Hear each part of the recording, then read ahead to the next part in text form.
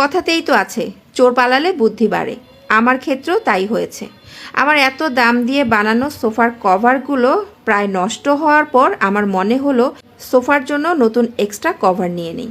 তো কি আর করা, যা গেছে গেছে, যতটুকু বেঁচে আছে ততটুকু সেভ রাখার জন্য সোফার নতুন কভার নিলাম। আসসালামু আলাইকুম। অনেক দিন যাবৎ চিন্তা করছিলাম সোফার জন্য আলাদা কভার নিব।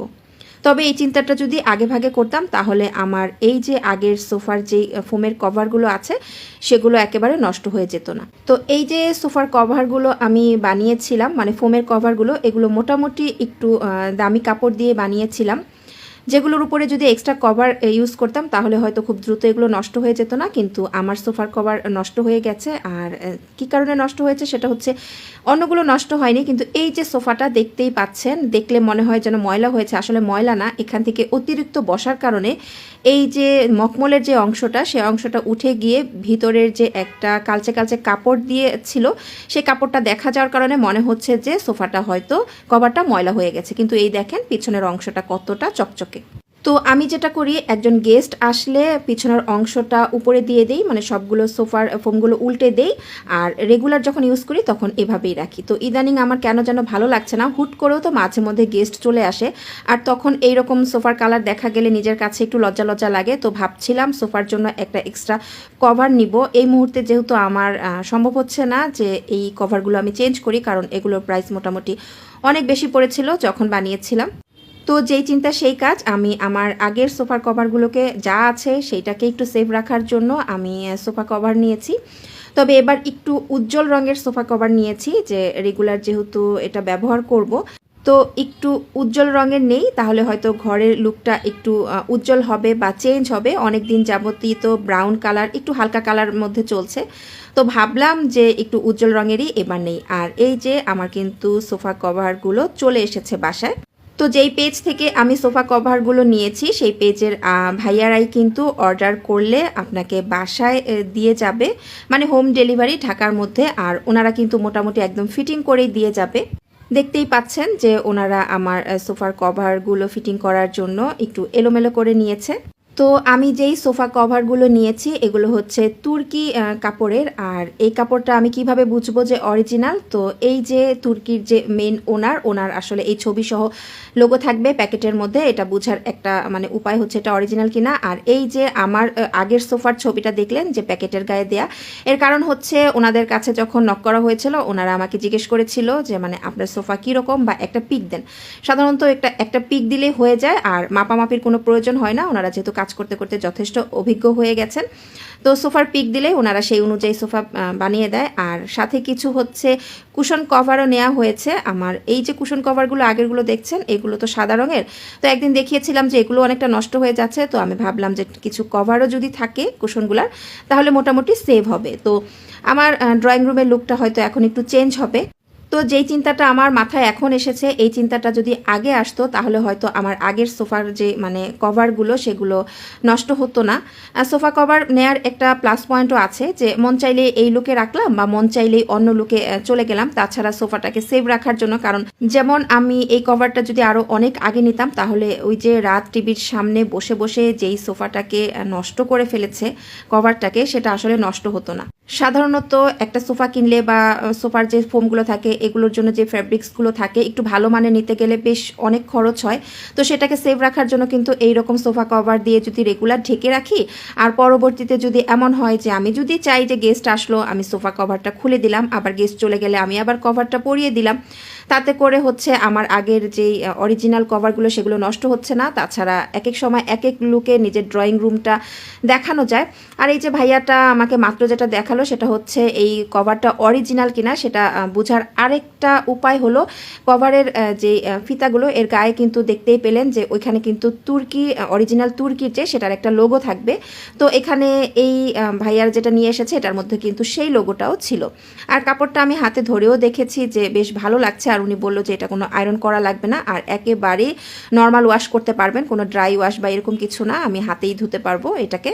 আর এই যে ফুলা ফুলা কাপড়ের মধ্যে যে অংশগুলো দেখছেন অরিজিনাল তুর্কির হলে এটা অবশ্যই মানে নষ্ট হবে না, এরকমই থাকবে যেভাবেই ব্যবহার করেন না কেন।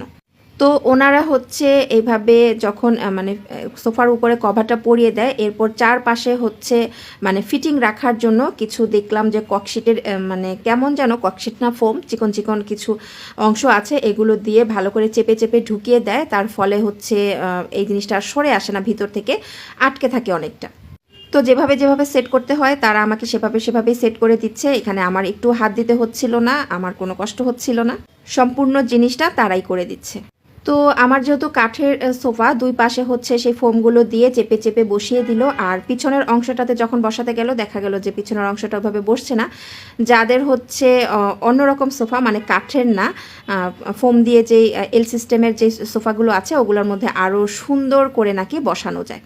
তো আমার সোফাটার পিছনের অংশে বসলো না, আমি বললাম যে পিছনের অংশে দেওয়ার দরকার নেই, থাক, কারণ পিছনের অংশে আমার হচ্ছে 20x20 যে কুশনগুলো আছে, বড় বড় দুইটা কুশন থাকে, যার কারণে পিছনের অংশটা কিন্তু দেখাই যায় না। তো এই যে দেখতেই পাচ্ছেন আমার এক পাশের ডাবল সোফা আর সিঙ্গেল সোফাটা হচ্ছে লাগিয়ে ফেলেছে, কুশনগুলো দিয়ে দিয়েছে।